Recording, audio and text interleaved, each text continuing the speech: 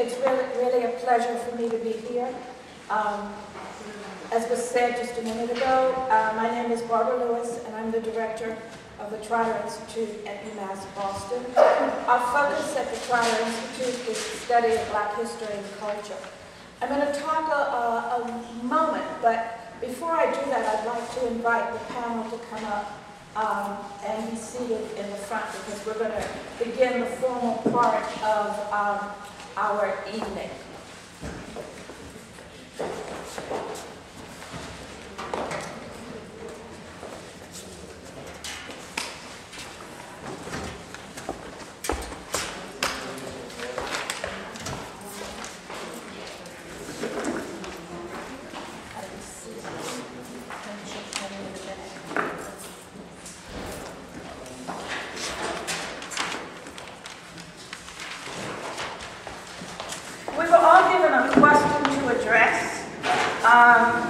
And I took it upon myself, because it would make it easy for me, to rewrite the question in a way that makes a lot of sense for me and help me to think about it in ways that were comfortable.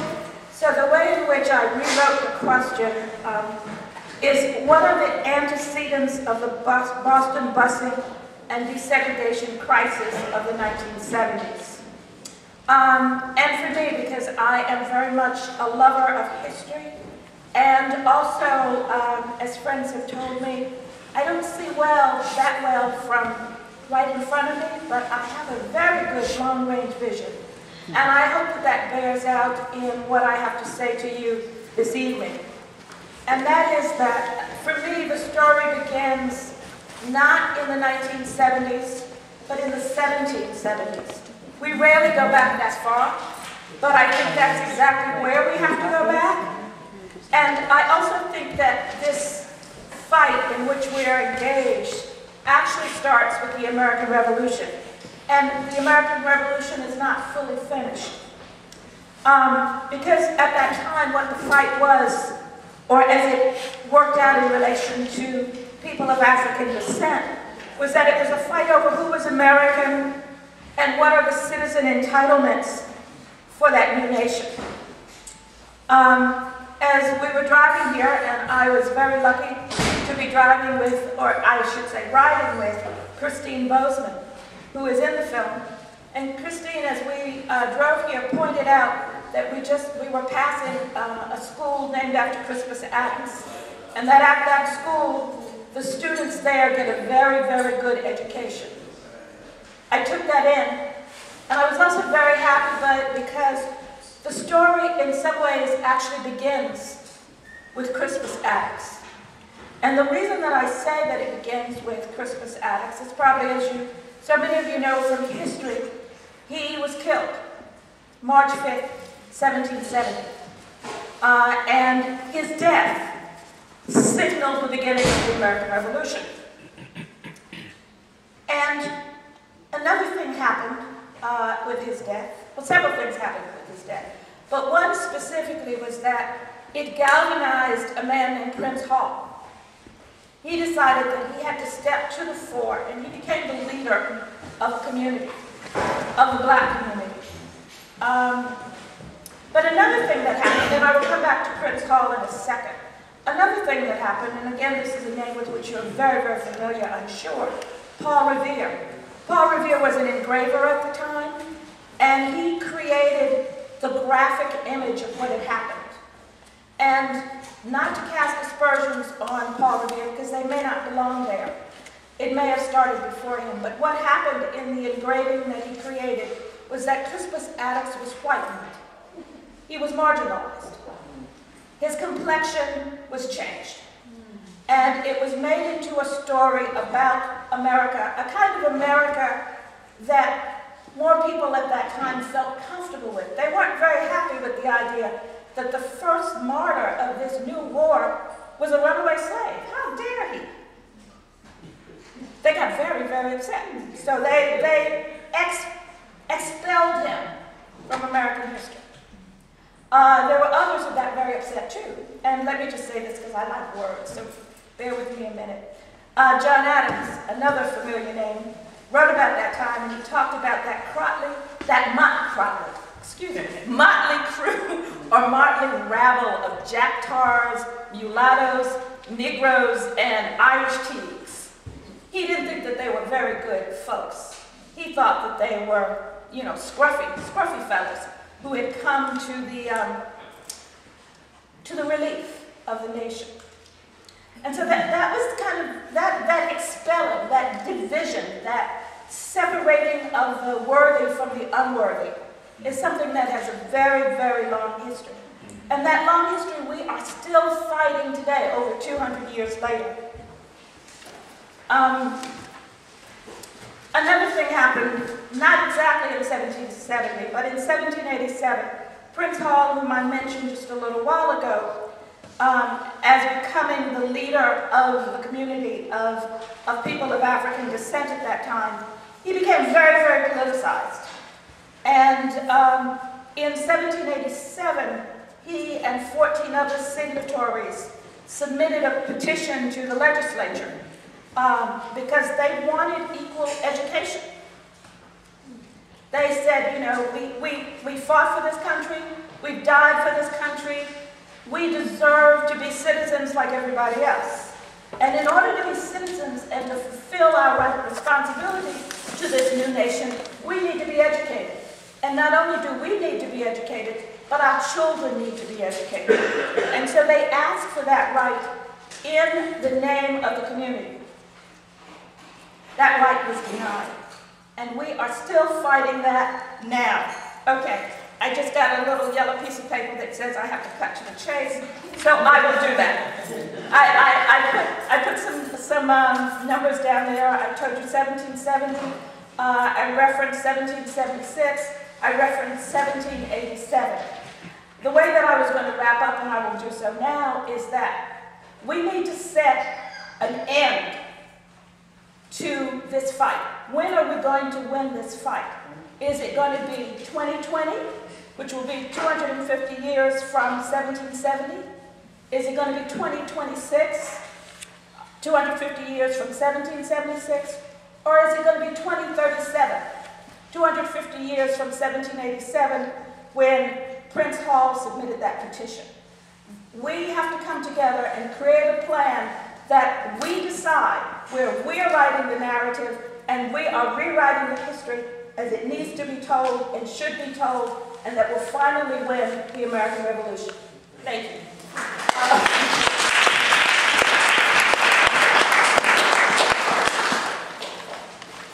I'm going to go in order of the agenda. We have Sherry Brooks Roberts. Good evening. Good evening. I came to Boston in 1969 to go to Tufts University. I graduated in 73 and sought a job with Boston Public Schools. I did not get that job. I know that some of the reason was because I wasn't connected. Other, because I was shy and I probably didn't do such a good interview. However, I felt as though I should have been hired with my credentials. But I went on, I taught at Highland Park Free School that first year. And for those of you who know anything about Highland Park Free School, it was one of 5 schools. It was a consortium of schools that was parent developed in the late 60s. And the children daily recited the Ngozi Saba. It was culturally relevant to the children who attended that school. And it was there where I really saw the difference, the huge gap between Boston Public Schools and a school such as Highland Park Free School. What happened the next year, Highland Park lost their funding.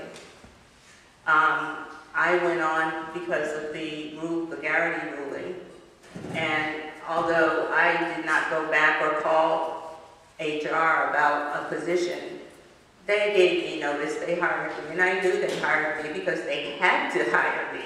They had to hire as many African-American teachers as they possibly could.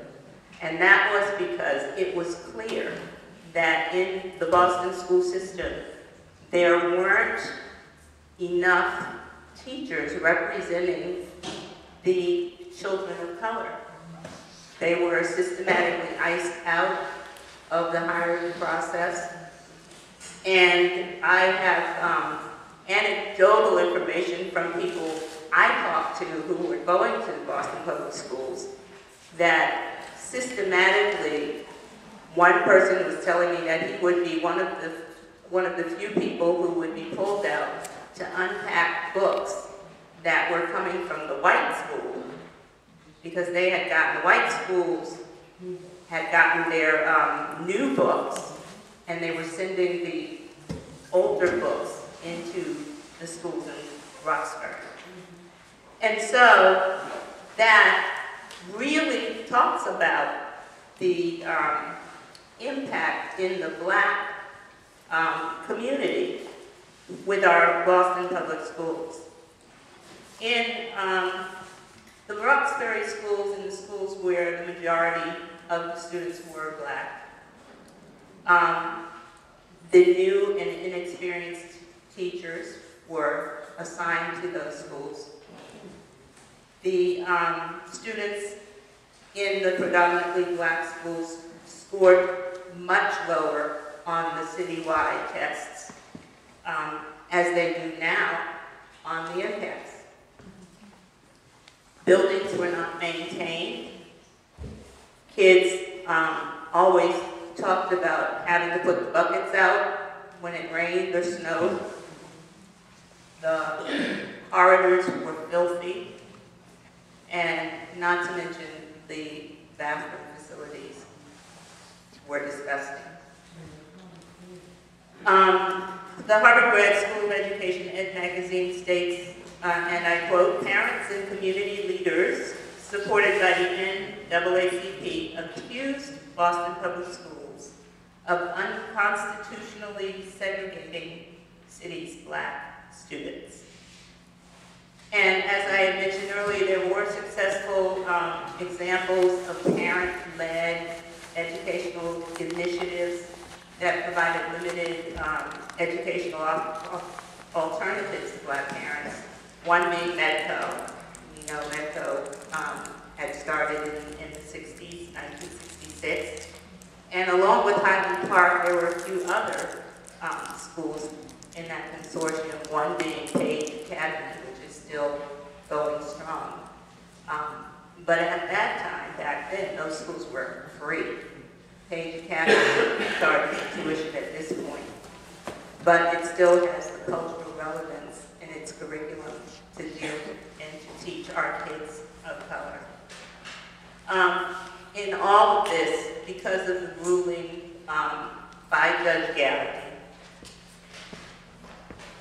that mandated desegregation of the Boston Public Schools, happened in June 1974, which gave the experts very little time to implement the Phase 1 desegregation in September of that same year.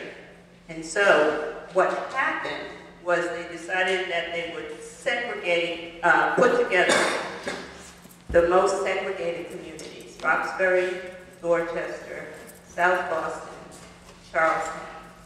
And they put them together and sent kids across those lines, which, as we know, resulted in a lot of parents and families running to Medco, Black families, a lot of white flight, and for the poor kids who weren't able to go into parochial schools or independent schools that charged tuition, had to remain in those schools and suffer through the horrible violence and dissension that occurred at that time. Margaret Brennan? Well, thanks very much, Barbara. Yeah, first of all, thank United Minority Neighborhoods for launching this initiative and for bringing us all together. Yeah, could you? Hello. Yeah. 1, 2, 3. Can everybody hear me? Yeah. Great, okay. So just to thank United Minority Neighborhoods for launching this initiative and for bringing us all together over the course of now, I think it's been about a year, to begin to plan and then finally to launch a citywide initiative to re-examine the history of busing and school desegregation in Boston and to think about what its consequences are for us today. I have really 3 points that I'd like to sort of frame my remarks around. First of all, as Barbara said, I think it's important, Professor Lewis said, I think it's really important to see this as a continuum, to see this effort to look back on this history as a sort of two-faced kind of Janus situation where we're both looking back on the history, but we're also thinking about the way it can sort of carry us forward. So that you choose a particular moment, and we've chosen this moment for a number of reasons. Some of them quite practical, and some of them having to do with where we're situated as a nation right now. To begin to look back at our own personal history, and when I say personal, I mean our history as residents and lovers of this city of ours. So in part, as Barbara says, this is, I see it, she situates it in sort of a grander history starting with Crispus Attucks. I think it's enough to say that the struggle around schools in Boston really started in 1849, which is quite some time ago, when the first lawsuit was filed, the Roberts case was filed, making claims for educational equity in the city. And then there was a long period of relative quiescence when not much happened until, of course, in 1954 you had the school deseg case, and then after that you had a number of struggles that emerged first in the South, and then finally in 1961 the first northern city, New Rochelle, was subjected to desegregation order as a consequence of a lot of mobilization and activism in New York. In 1963, parents here in Boston came together.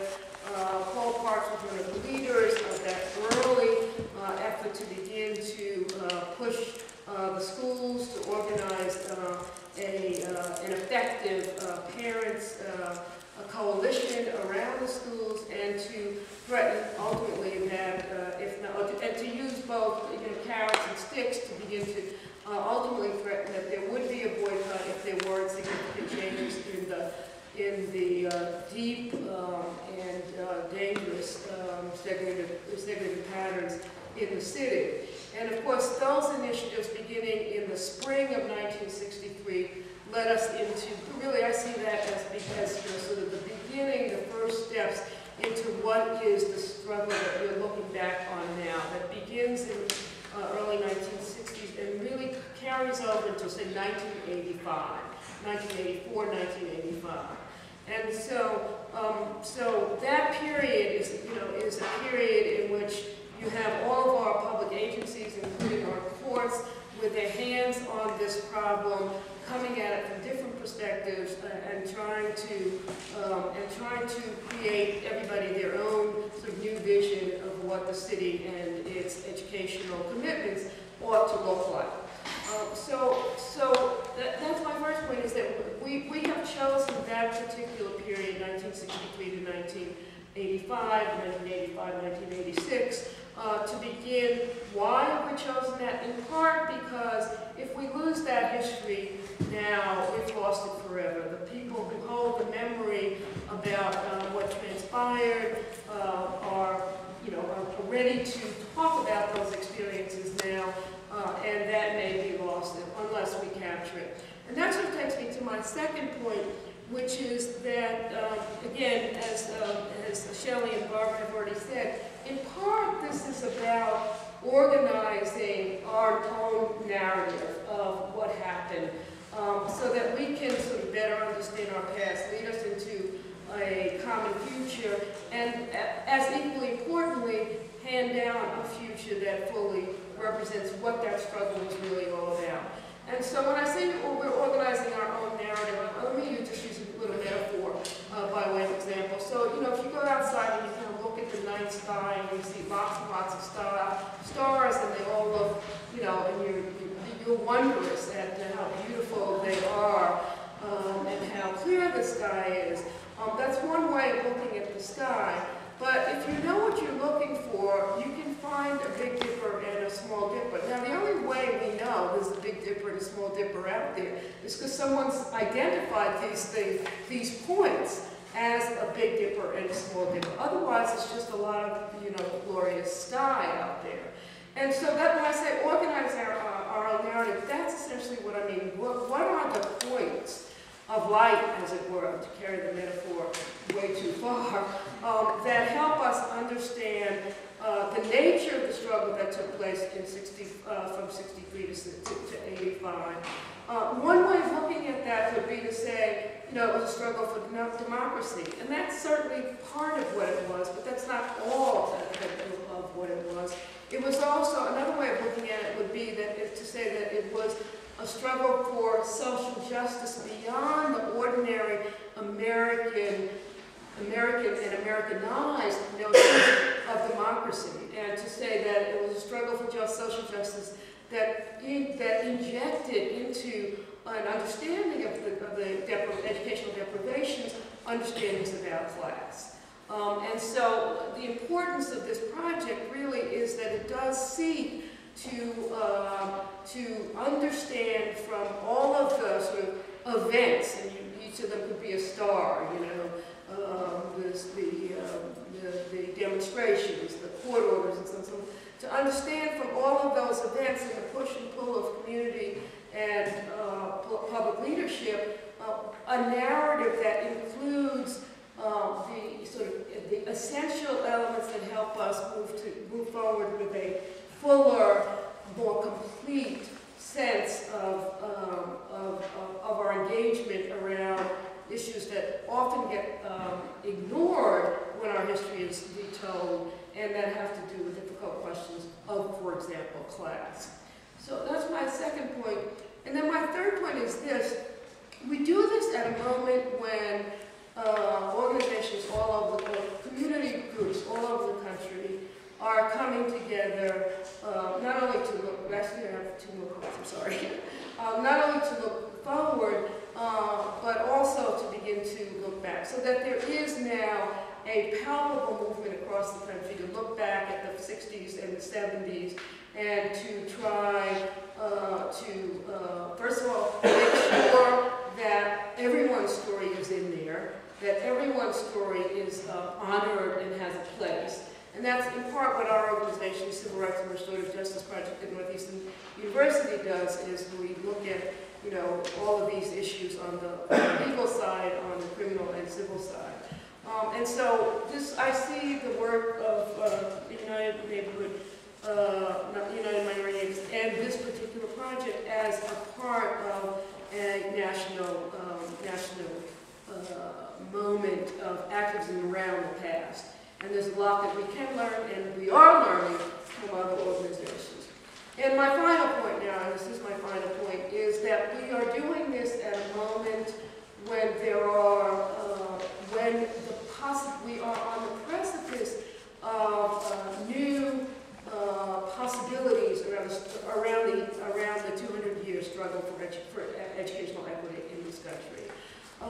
One indicia of the sort of new radicalism that has been invoked in that struggle is the effort to get a constitutional amendment for quality education adopted. And some may say, how foolish of you, but they said that when the 14th and 15th and 16th Amendments, 14th, 13th, 14th, 15th Amendments were adopted as well. We come at a time when our courts have basically washed their hands of this issue. There's nothing that can be, there's little that can be obtained in the courts, so we do look for new fora in which to raise these questions.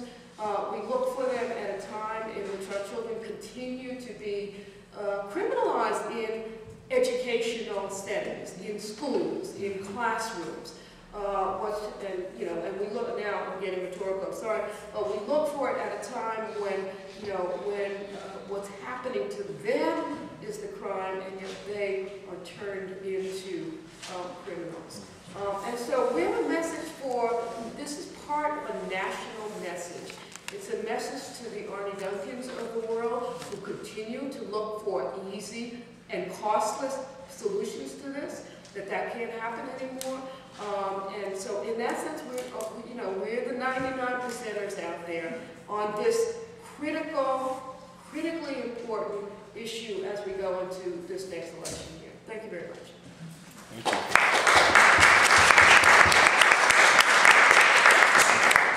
Matthew Good.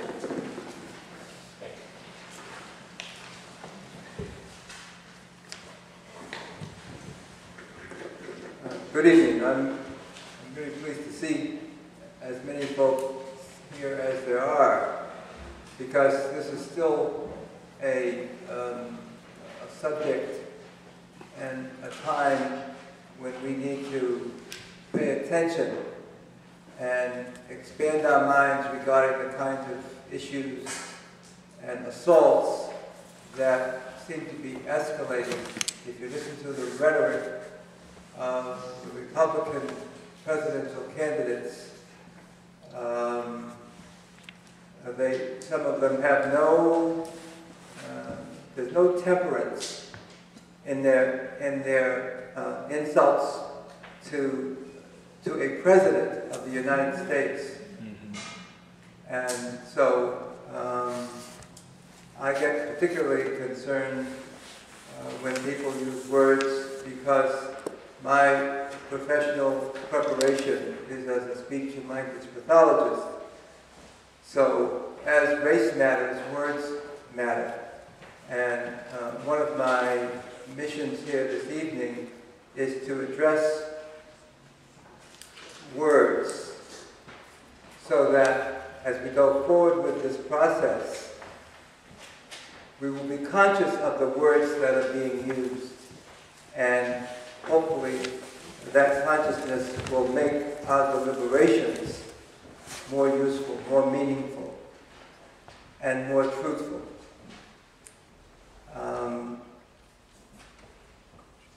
If any of you saw those of you who saw the movie, you might have heard me say that when I hear the word busing, it gives me conniption fits. It drives me up a wall. It drives my wife up a wall, because I don't hesitate to say something about it each time that it happens, because I'm committed to being nonviolent.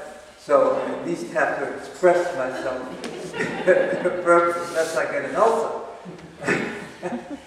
or kick the dog or the cat or whatever.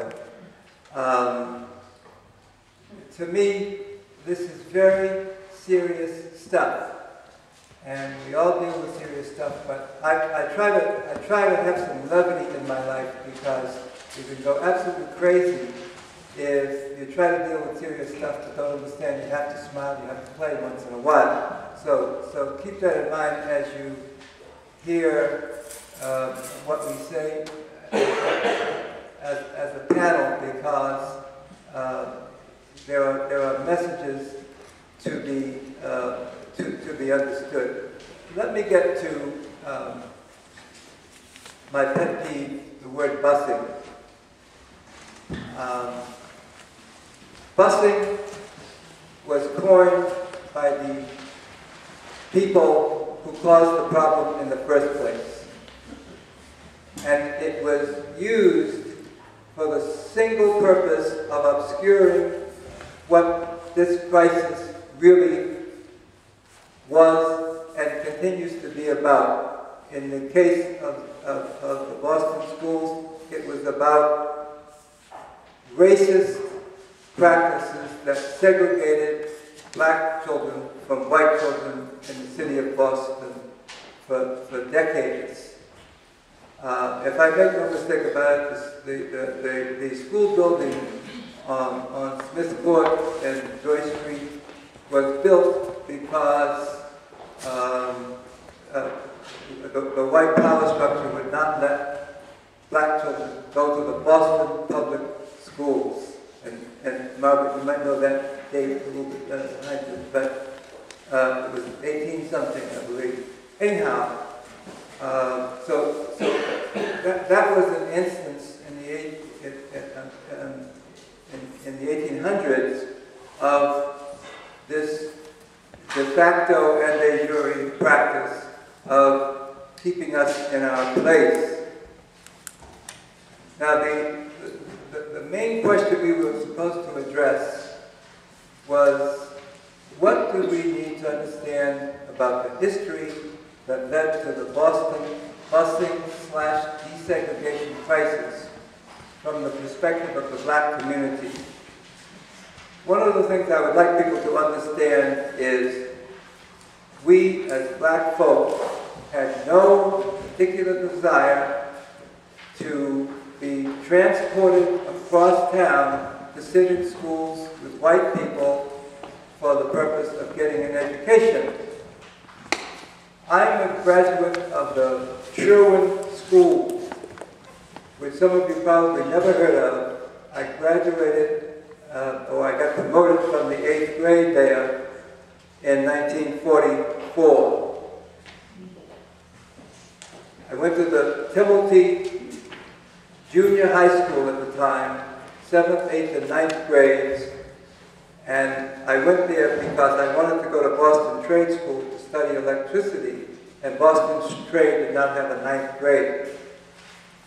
And at the Timothy, I had the only non-white teacher in my life up until the time I went to college. That teacher was a phys ed teacher at the Timothy School. And one of the things that we experienced, in addition to what Sherry said about getting books that had come from white schools with white kids' names in them, I wanted to play basketball in high school. I couldn't get on the basketball team. And one of the shortest players was a white kid named Crosby from South Boston. He was very good. He truly was. He was fast. He was a great playmaker. And I and my other black buddy, because we didn't put the right face on with Mr. Doherty, who was an English teacher and who was the basketball coach, he wouldn't let us get on the basketball team. Things have changed since then. And we only, somebody's telling me this time. It's very frustrating to have to tell this story with the time limit. But in order to be respectful and maybe to get a chance to add, to expand on some of the information that I have, I want to introduce one piece of information. There was something called the Citywide Educational Coalition. You can go to the archives at Northeastern University and pull up Citywide Educational Coalition, and you can learn a lot about the efforts that were made. Some of the efforts that were made that were important in regard to answering the question that was posed to us is that Ellen Jackson, Ruth Batson, and other people in the black community at the time made every effort to have their children educated in Roxbury. I don't know if you know the expression exodus. There was an ordinance which allowed black children to go to predominantly white schools to fill empty seats. Louise Day Hicks, who is the supreme image of evil in this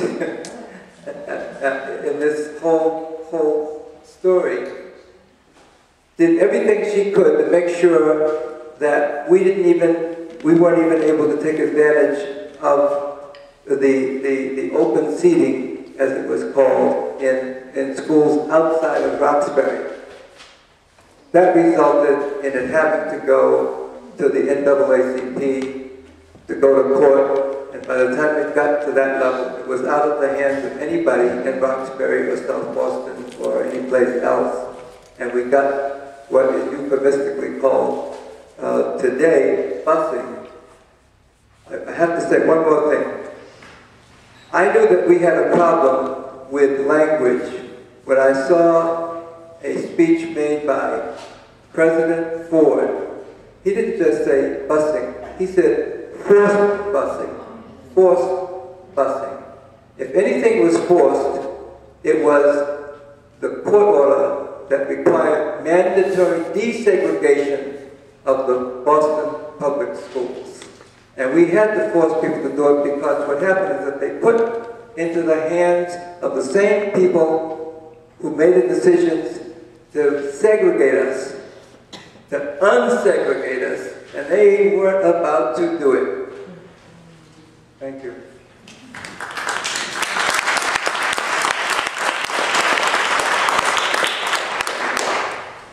And Deborah Washington?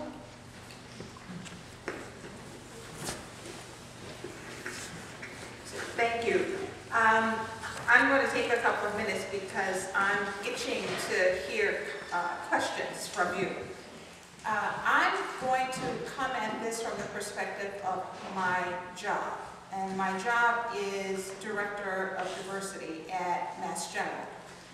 And when I think about this conversation around quality education and how to obtain it, I wonder whether or not anything has changed from your perspective. I also believe that because of the work that I do, that we're coming full circle. We're revisiting the same issues that we were marching and shouting about in the 1960s, and we're coming right back there again. What I wonder about, and what I'm very concerned about, is whether or not those of us who are sitting in this room have what it takes to do what those people did in the 60s to get done what they got done.